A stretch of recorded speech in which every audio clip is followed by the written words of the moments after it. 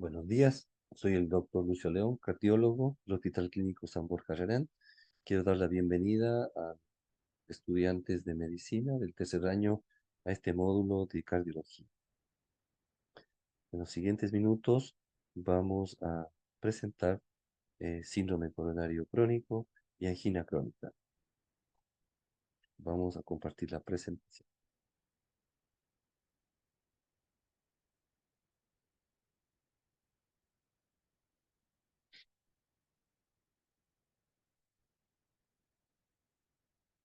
En primer lugar, quiero hacer algunas definiciones. La cardiopatía coronaria, ¿qué significa? Es una alteración cardíaca secundaria a trastorno de la circulación coronaria, como el nombre lo dice, digamos, ¿ah? La etiología más frecuente es la aterosclerosis coronaria y menos frecuentes son las embolías, la arteritis, la disección, el vasoespasmo y la disfunción microvascular. Dentro de las manifestaciones clínicas más importantes de la cardiopatía coronaria está la angina, la disnea, el infarto de miocardio y la muerte súbita. La cardiopatía coronaria está es un grupo dentro de las diferentes otras patologías que afectan al corazón. Acuérdense que aparte de la cardiopatía coronaria, están las miocardiopatías, están los trastornos eléctricos del corazón, ¿no es cierto? Están las valvulopatías. En primer lugar, vamos a hablar un poquito sobre las arterias coronarias epicárdicas. El corazón tiene la arteria coronaria derecha, la cual sale del seno derecho, y como ustedes pueden ver, esta arteria es larga, ¿no es cierto? Y epicárdica. Está por la parte externa del corazón, en este caso se ve una arteria lisa, sin estenosis y con buen flujo. La arteria coronaria izquierda está compuesta por el tronco coronario izquierdo, la arteria descendente anterior y la arteria circunfleja. Estas imágenes se pueden obtener mediante angiografía coronaria invasiva o mediante angioTAC coronario. Además de las arterias coronarias epicárdicas, tenemos la microcirculación coronaria. Es decir, son pequeñas ramas, pequeñas arterias que salen de las arterias epicárdicas y se introducen dentro del músculo cardíaco. Y estas ocupan todo el espesor de la pared cardíaca y dan la imagen de raíces de un árbol, ¿no es cierto?, que irrigan el músculo cardíaco en toda su extensión. La microcirculación coronaria es muy importante dentro de la cardiopatía coronaria clínica. La clasificación de la cardiopatía isquémica se divide en dos grupos. El síndrome coronario agudo, el cual está dado por un bloqueo repentino agudo del riego coronario, lo que origina los síndromes coronarios, y también puede dar muerte súbita. Y el síndrome coronario crónico está dado por la alteración estructural o funcional de las arterias coronarias, y esto se genera por placas de ateroma, por disfunción microvascular o por espasmo. Esto tiene una evolución lenta y prolongada. Habitualmente tienen más de 2 meses de evolución. Pueden presentar periodos de inestabilidad y síndromes coronarios agudos entre medio por accidente de placa. Es importante que se entienda este gráfico. La foto o el gráfico superior se puede ver una arteria, ¿no es cierto?, con una placa de ateroma que ocluye parcialmente la luz, ¿ya? Y el paciente frente a un esfuerzo, frente a actividad física, puede tener angina y electrocardiográficamente se manifiesta con infranivel del segmento ST, es decir, con una angina de esfuerzo, con cambios electrocardiográficos, ¿no es cierto?, que indican una isquemia subendocárdica. En la parte inferior tenemos una arteria, ¿no es cierto?, con una placa de ateroma, y esta placa de ateroma se accidentó, se rompió y formó un trombo y ocluyó el vaso. Esto produce un isquemia transmural, o sea, de todo el grosor de la pared, y desde el punto de vista electrocardiográfico se manifiesta como un supradesnivel del segmento ST. Estos pacientes habitualmente requieren terapia de reperfusión, ya sea farmacológica o percutánea. El sustrato anatómico de la angina crónica es la placa de ateroma. Placa de ateroma tiene una base genética, está potenciada por factores de riesgo cardiovascular y es progresiva. Acá, en este gráfico, podemos ver la secuencia de la progresión de la aterosclerosis, la cual va desde sus etapas iniciales, ¿no es cierto?, de disfunción endotelial, acumulación de células inflamatorias, acumulación de colesterol. Posteriormente, esta placa crece y lleva a la obstrucción parcial del vaso, ¿no? Y posteriormente puede accidentarse y llevar a la oclusión completa del vaso con la aparición del síndrome coronario. La placa de ateroma pierde las propiedades antitrombóticas y vasodilatadoras del endotelio. Se pierde su funcionalidad. Produce estenosis del lumen coronario y disminuye la reserva coronaria. Las placas de ateroma se dividen en placas estables y en placas inestables. Las placas estables habitualmente limitan el flujo coronario, causan angina de esfuerzo y se detectan mediante la angiografía. Las placas inestables habitualmente no limitan el flujo, causan angina inestable o síndromes coronarios y muchas veces estas no se detectan en la angiografía. Ustedes pueden ver acá este material inflamatorio, ¿no es cierto?, que está dentro de la pared del vaso. Y muchas veces esto eh, produce accidentes de placa con ruptura, ¿no es cierto?, y formación de pelo. Acá en el gráfico de la derecha tenemos una progresión de la placa peritomatosa que va estenosando y va obstruyendo el lumen de forma progresiva, cual puede llegar hasta la obstrucción total del vaso de forma crónica. La placa de ateroma y las estenosis del lumen coronario, ¿cómo las clasificamos o cómo las definimos? Cuando estas son menores de un 50%, estas estenosis las llamamos no significativas. Cuando están entre un 50 a 70%, las llamamos estenosis intermedia. Cuando son más de un 70%, las llamamos significativas y habitualmente producen síntomas de esfuerzo. Y cuando estas tienen más de un 90% de estenosis, se llaman placas críticas y habitualmente estas dan síntomas y pueden ser síntomas de reposo. Acá tenemos una coronografía donde se puede ver una estenosis crítica en la arteria descendente anterior. ¿No es cierto? Este paciente tenía, ¿no es cierto?, angina de reposo. Otros elementos a considerar en la enfermedad coronaria es el vasoespasmo, que puede producir, ¿no es cierto?, dolor, angina, por que las arterias se espasman, pierden lumen, ¿no es cierto?, en forma transitoria, y esto genera en muchos pacientes síntomas que son muy significativos y hasta limitantes. También hay que tener en cuenta la microcirculación coronaria. La microcirculación coronaria, como ustedes ven, ocupa mucho el lecho vascular. Y la disfunción de esta microvasculatura produce síntomas. También tenemos que tener presentes las colaterales que aparecen en las coronarias después que se obtiene un vaso y no se puede dejar de lado el origen y el trayecto anómalo de las arterias coronarias. Por ejemplo, acá tenemos dos pacientes. El paciente de la izquierda tiene una oclusión crónica de la coronaria derecha y vemos que el lecho distal de esta arteria se llena por colateral de la ascendente anterior.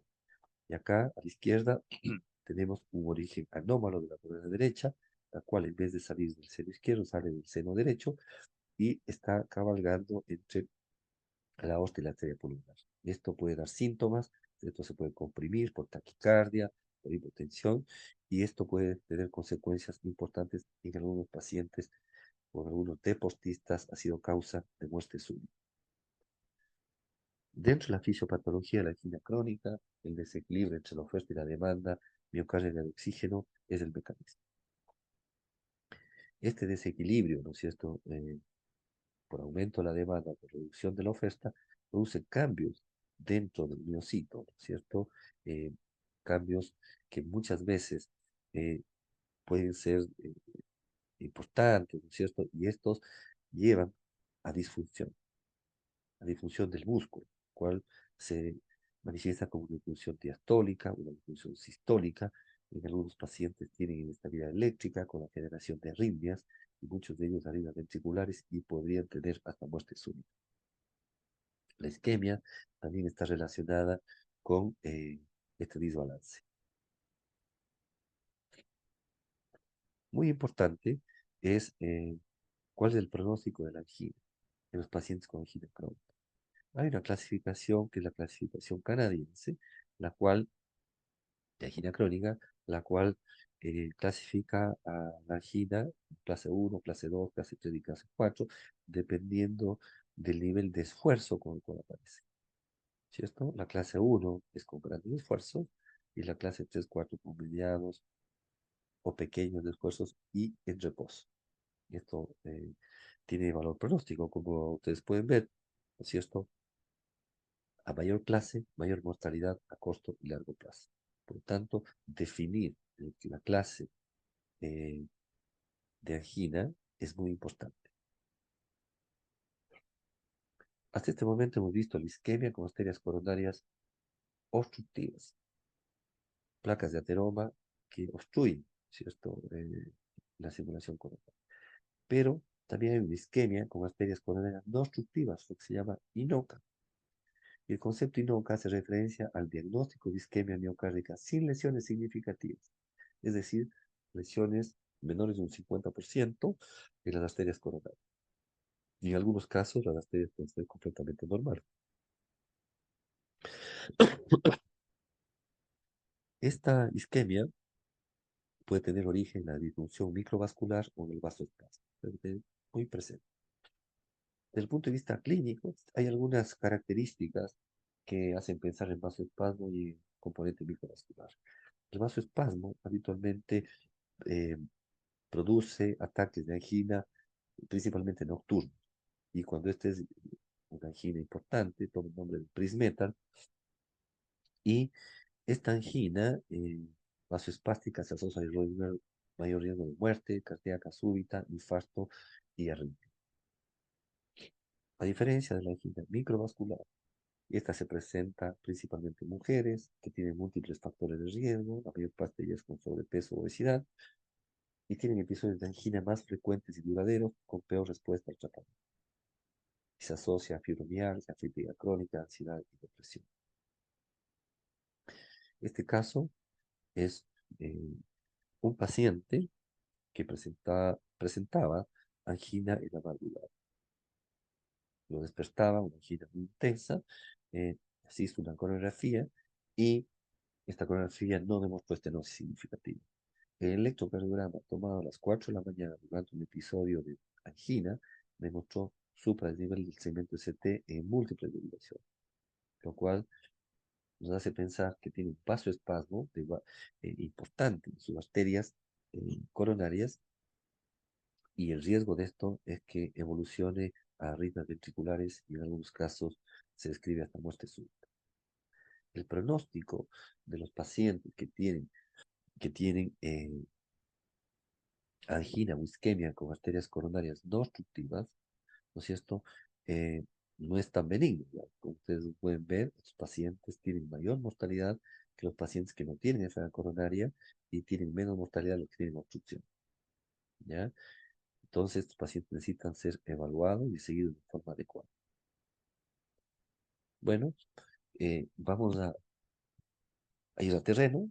Quiero presentar un hombre de 72 años, diabético hipertenso, con dolor precordial, con esfuerzo moderado en los últimos 5 meses. Desaparece el dolor con reposo y tiene una ligera anemia. Al examen físico no hay ningún elemento de importancia y el electrocardiograma es un electrocardiograma que se describe como normal. Bueno, y ahora viene el gran problema, digamos, de los principiantes, de la gente que está comenzando eh, a ver pacientes, y es cómo evalúa este paciente.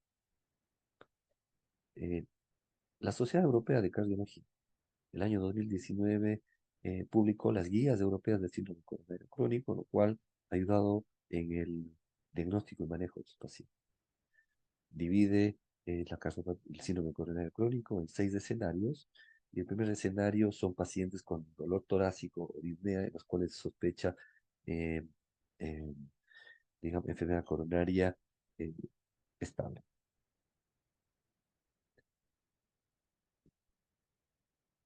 El primer punto, digamos, aclarar en estos pacientes es, eh, es caracterizar la angina, descartar inestabilidad y ver la presencia o no de falla cardíaca. En primer lugar, aquí tenemos que clasificar a la angina como una angina típica o un dolor torácico no anginoso. La angina típica se define como un dolor opresivo, torácico, cuello, brazo, provocada por esfuerzo y que se alivia con reposo o con uso de medicamentos. La típica cumple dos de estos criterios y el dolor torácico no anginoso cumple uno o ninguno. Nuestro paciente tiene una angina típica. Eh, También es importante, como dijimos hace un momento, clasificar la gravedad de la angina, ¿no es cierto?, según la clasificación canadiense, y esto depende del esfuerzo que haga el paciente. Nuestro paciente tiene una angina con esfuerzo moderado, es decir, tiene una angina grado 2. La grado 1 es con esfuerzos mayores, extenuantes, y la grado 3 y 4 con esfuerzos leves y angina de reposo.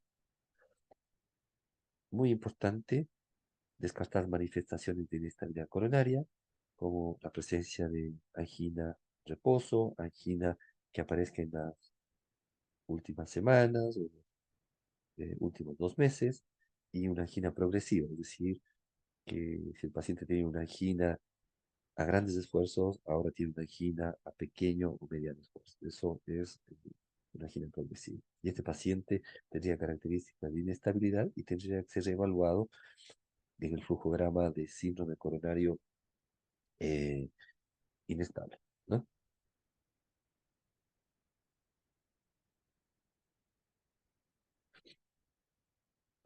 Es importante descartar manifestaciones de insuficiencia cardíaca. Hay síntomas y signos, ¿cierto? Siempre es bueno eh, buscar la disnea, la disnea paroxística nocturna, si el paciente tiene fatiga, tiene cansancio, y dentro de los signos, eh, la incurtación yugular, ¿no es cierto? La presencia del tercer tono cardíaco, galope, el tercer tono, importante, la presencia de crépitos, que el paciente tenga edemas, todo eso hace pensar que el paciente puede tener insuficiencia cardíaca. Y en nuestro paciente no había manifestaciones claras de insuficiencia cardíaca, esa pequeña disnea en relación al esfuerzo que pudiera estar en relación a la enfermedad coronaria. Pero manifestaciones evidentes de insuficiencia cardíaca no las tenemos.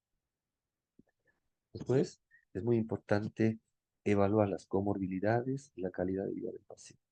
Las comorbilidades muchas veces hacen que las terapias se limiten las terapias. Si el paciente tiene mucha enfermedad, un paciente que está muy averiado, un paciente que tiene muchos órganos comprometidos, a veces uno escoge el tratamiento médico, no realiza estudios invasivos, ¿cierto?, para complementar el estudio y tampoco se embarca en realizar eh, terapias de revascularización que muchas veces más puede complicar que beneficiar.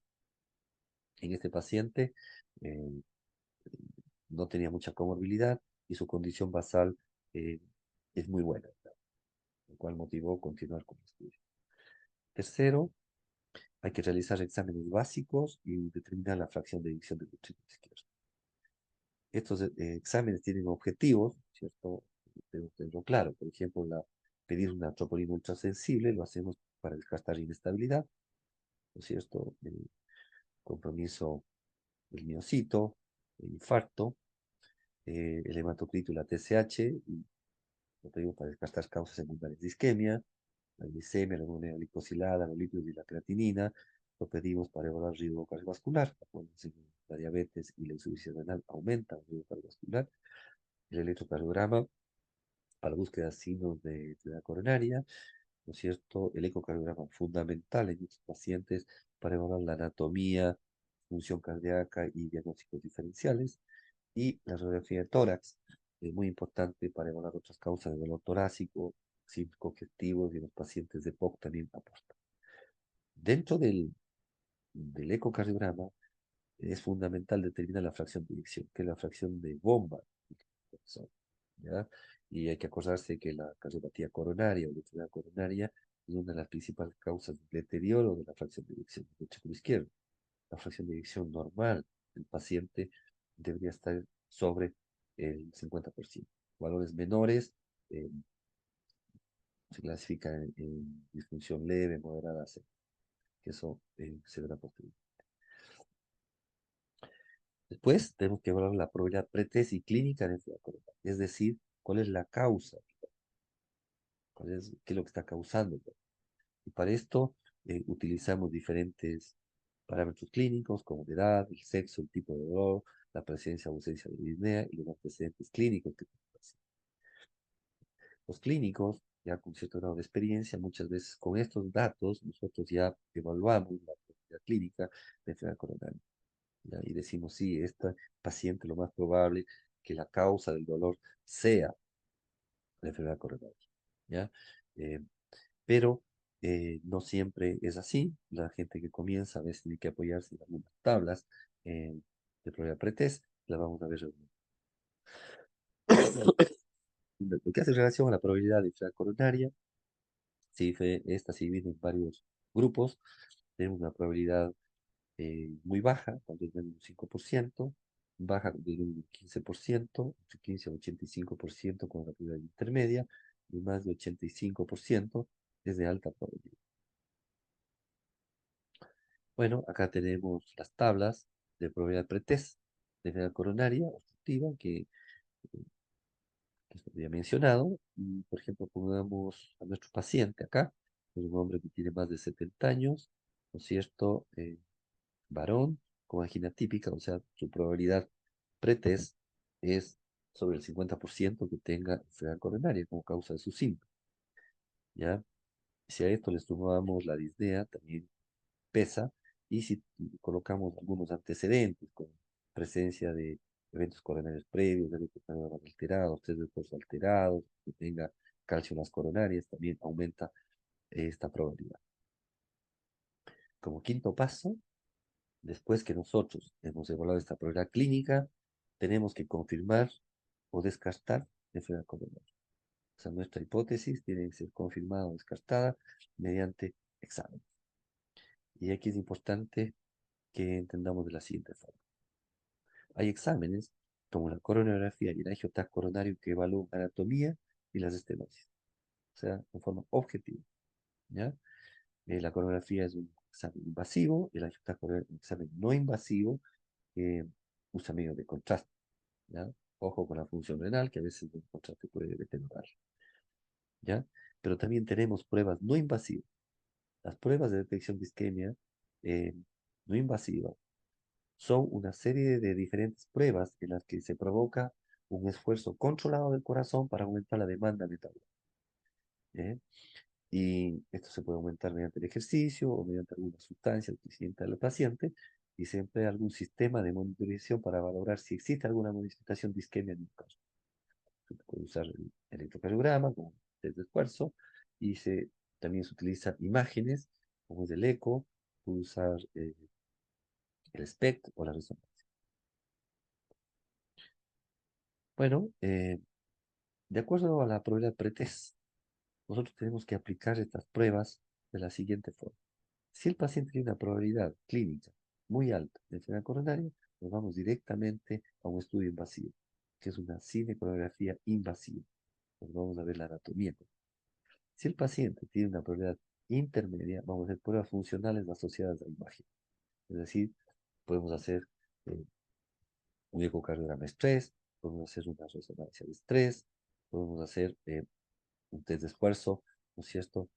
También eh, con drogas que se inyectan en la vena, ¿no es cierto? Y esos medicamentos van y se fijan al corazón y pueden mostrar zonas de isquemia, de hipoperfusión.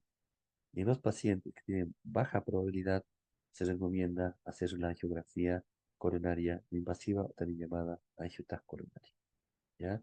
Eh, Siempre usar la angiotomografía o la angioTAC en pacientes de baja probabilidad, porque si la probabilidad es intermedia o alta, nos vamos a encontrar con estenosis, después no vamos a saber si esas estenosis son las que explican los síntomas, y muchas veces tenemos que completar los estudios con pruebas funcionales.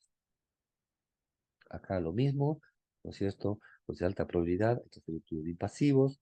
Acá les traigo una coreografía donde se puede ver un paciente que tiene una estenosis en el tercio medio de la descendente anterior, son estenosis moderadas. Acá tenemos otro paciente también que tiene una estenosis moderadas, ¿cierto? Eh, las cuales uno puede evaluarlas en el laboratorio de hemodinamia, si son significativas desde el punto de vista de flujo, de alteración del flujo, mediante una técnica que se llama reserva de flujo coronario fraccionado. O sea, actualmente en el laboratorio de hemodinamia pueden tener anatomía y también pueden tener información funcional. Bueno, en la prueba intermedia, como dijimos hace un momento, vamos a usar test de provocación de isquemia no invasiva con imágenes. Y son todas las que están descritas ahí, el ecocardiograma, el SPEC, el PEC, también se puede utilizar. El test de esfuerzo, muy utilizado en los hospitales, ¿no es cierto? Porque el recurso está, pero no es el mejor examen, tiene sus limitaciones. O sea, necesita que el paciente camine en forma adecuada, se necesita que el electrocardiograma sea un electrocardiograma interpretable, por lo tanto, eh, se recomienda cada vez menos, a menos que este se complemente con imágenes. Los de baja probabilidad, siempre hacer estudios no invasivos y el angiotac coronario sería como el examen ideal. Ustedes pueden ver acá un angiotac, ¿no es cierto? Donde se ve muy bien las arterias coronarias. Aparte de eso, nos da información de las estructuras cardíacas también. ¿Ah?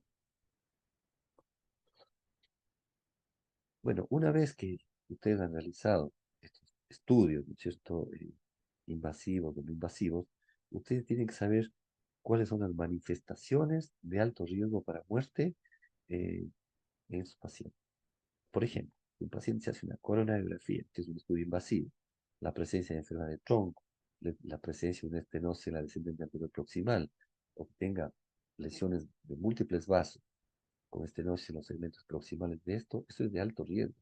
Y esos pacientes deberían o tienen un riesgo anual de morir más de un 3%, de 3 o más por ciento al año. O sea, pronóstico, ¿ya? Em, pero también podemos definir eh, informes o hallazgos de alto riesgo de diferentes tests. Por ejemplo, un paciente que se hace un test de esfuerzo. Si el dolor comienza en forma precoz, antes de los 3 minutos, tiene grandes infraniveles del ST, se hipotensa o tiene arritmias, ese es un test de esfuerzo de alto riesgo y también tendría más de un 3% de riesgo de muerte al año. También en los pacientes que se hacen resonancia cardíaca o ecoestrés, si tienen más de 3 segmentos comprometidos en la masa ventricular, también serían de alto riesgo, con más de un 3% de riesgo anual de muerte. Y en el cintigrama miocárdico se ha visto que los que tienen más de un 10% de zonas de isquemia estarían en riesgo alto, es decir, tienen un 3 o más por ciento de riesgo de mortalidad. ¿Ya? Eh, es muy importante que estos exámenes, estos resultados los evaluemos de forma adecuada, porque a veces se pueden pasar en los pacientes y en definitiva podemos tener un evento mayor eh, que no se haya manejado de forma adecuada con la información que se dispone. Acá tenemos este gráfico muy importante donde se ve que los pacientes que tienen estas alteraciones de alto riesgo, que tendrían un 3% más de mortalidad cardíaca anual, tienen que ir a full terapia médica, más terapia de revascularización, ya sea percutánea o quirúrgica. Los otros pacientes pueden manejarse de forma médica, los de menor riesgo.